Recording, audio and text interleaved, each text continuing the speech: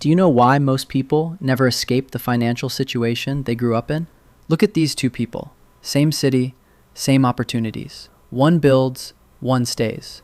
It's not because they're lazy. It's not because they're unlucky. And it's definitely not because they didn't work hard enough. The real reason lives here, in the mind. Long before anyone opens a bank account or picks up a finance book, something else is already happening. And it's not in any finance book. It never was. It happens quietly, invisibly, and most people never even know it's there. What's keeping people poor isn't what's above the surface. It's what's underneath it. And today, we're going to look at what's really down there. Picture two people, both working, both trying, but only one is moving forward. From the outside, it looks like luck, or circumstance, or some invisible force that just decided one person deserved more than the other. But here's what's actually tipping the scale. It's not income.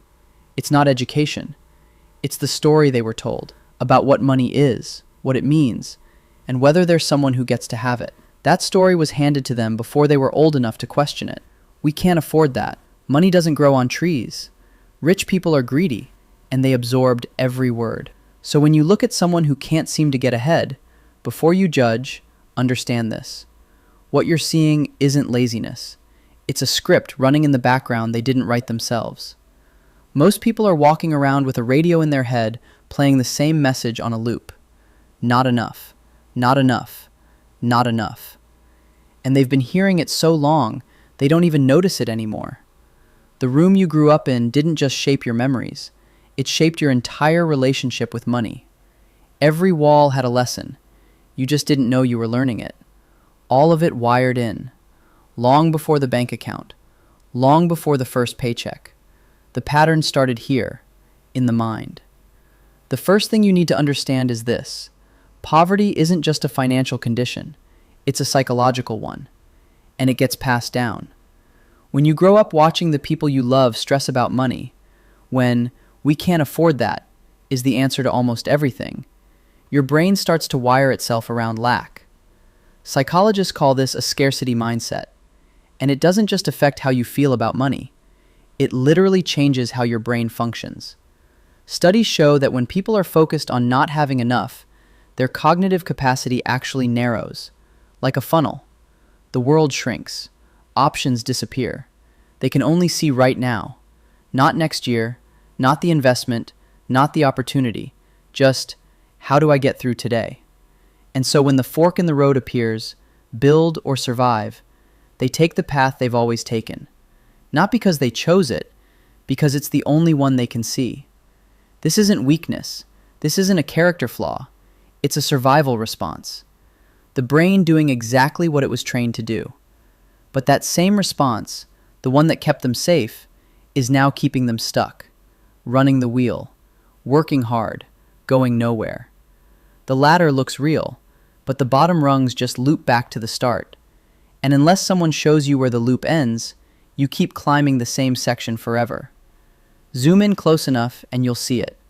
The wiring, the survival patterns, the scarcity coded into every financial decision before it's even made. And here's what's heartbreaking.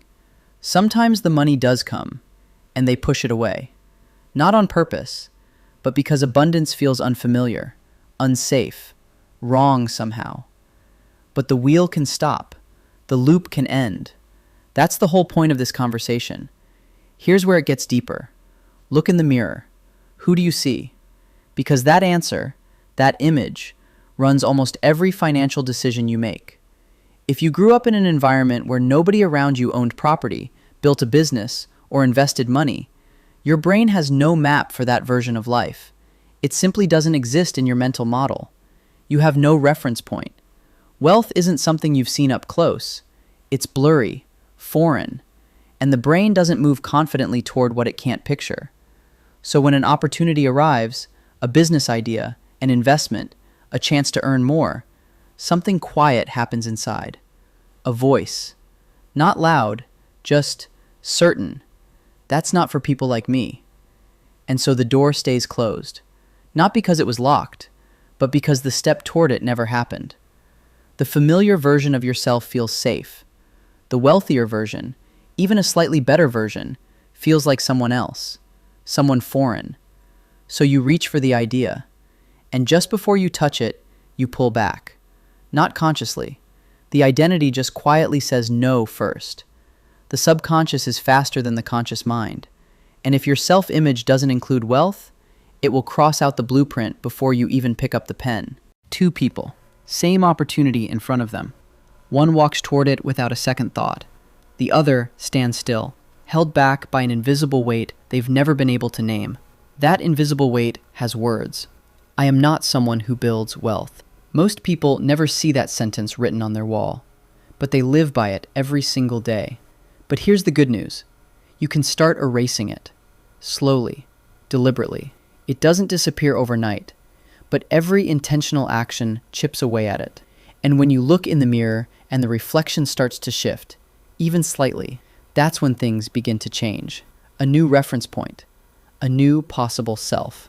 Here's the third piece, and this one is everywhere. The relationship with risk. When your nervous system has been trained to associate financial pressure with danger, your brain starts treating money decisions the same way it treats physical threats, the same wiring, the same alarm. That feeling you get before a big financial decision, the tightness, the urge to back away, that's not weakness. That's a nervous system remembering a childhood it's still trying to protect you from. So the salary negotiation doesn't happen. The career leap doesn't happen. The investment doesn't happen.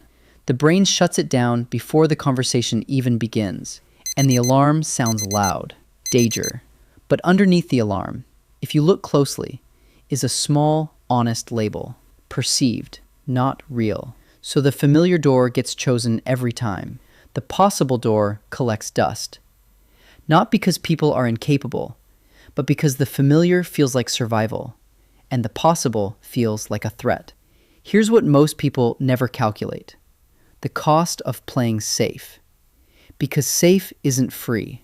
Every opportunity not taken, every negotiation avoided, every risk not measured, that has a price, and it compounds.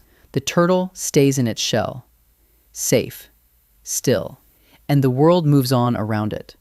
Opportunities floating past that it never even sees. The emotional risk feels enormous. The actual risk, when you measure it honestly, is almost always much smaller. But nobody taught you to tell the difference. And so they never start. Frozen at the line, everyone else moving. Their feet rooted, not by chains, just by a fear that never got questioned. Place your hand on your chest for a second. That fear you feel about money decisions. Is it actually dangerous, or is it just old? Because one small step changes the wiring. One decision made in spite of the fear. One moment where you move anyway. That's where it starts to shift. Now here's the part I want you to sit with. Because this video is called Why Poor People Stay Poor. But honestly, it's not really about poor people. Look at this row of people. Different backgrounds, different bank balances, different lives, but the same patterns, the same stress clouds, the same invisible ceilings. The person in the suit, the one who looks fine on the outside, might be running the exact same scarcity software underneath. The prison looks different on everyone because the software was installed in childhood, and most people are still running it decades later, earning good money, still believing somewhere underneath it all that wealth is fragile, that it won't last, that they should play it safe. The door has been unlocked the whole time. That's the uncomfortable truth. The lock was never on the door. It was in the mind. The cage is real. The experience of it is real. But the door swings open with the lightest push. And most people never push it because they never realized it wasn't locked. The circumstance is small. The real trap is large. And it lives up here. Not in the wallet. Not in the bank account. Not in the economy. In the mind. And that childhood version of you, the one who learned all of this, they weren't broken. They were just surviving with the tools they had in the world they were given. That deserves compassion, not blame. But now you have new tools, and the old labels, not enough, not for me, play safe, you can sweep those away, one by one. They don't have to stay. When you put the full picture together, the scarcity mindset, the identity ceiling, the fear of risk. You start to see that this was never really about money. It was always about the story. And stories can change. So what do you actually do with this? First, audit the story. Sit down with yourself. What did money mean in your house growing up? Was it stress? Shame? Something other people had?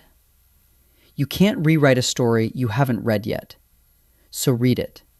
Look at it honestly. Where did your beliefs about money come from? Who taught you, without meaning to, that wealth wasn't for you? You can't fix the wall you haven't admitted is there. But once you see it, once you put both hands on it, it starts to give. Second, rebuild your identity slowly. You don't need to become a millionaire overnight. You just need to start seeing yourself as someone who manages money intentionally. Open the account. Make one investment. Take one step that future you would take. Identity shifts through action, not affirmation. One real decision does more than 100 positive thoughts. Third, separate emotional risk from actual risk. The next time a financial decision makes you anxious, stop and ask yourself honestly, is this actually dangerous? Or does it just feel dangerous because of where I grew up? Those are very different things. Fourth, change your reference points. Start consuming content from people who have built what you want to build. Let their reality become familiar to you. The brain moves toward what it can picture. Have different conversations. Sit across from people who think differently about money. Absorb the way they see opportunity. Let it expand your map of what's possible. And finally, give yourself permission. Wealth is not a betrayal of where you came from. It doesn't mean you're selling out or forgetting your roots. It means you made a decision, a quiet, deliberate decision, to cut the chain. And when you do, you stop passing the pattern on to your children, to the people watching you. The torch changes hands. And what gets passed forward is something completely different. The reason most people stay poor isn't laziness. It isn't luck. It's a set of invisible beliefs, inherited, reinforced, and rarely questioned, that quietly make every financial decision for them. But beliefs can change. Identity can shift. The iceberg you couldn't see before, you can see it now. And the moment you start questioning the story instead of living inside it, everything becomes possible. If this one made you see something differently, you already know what to do next.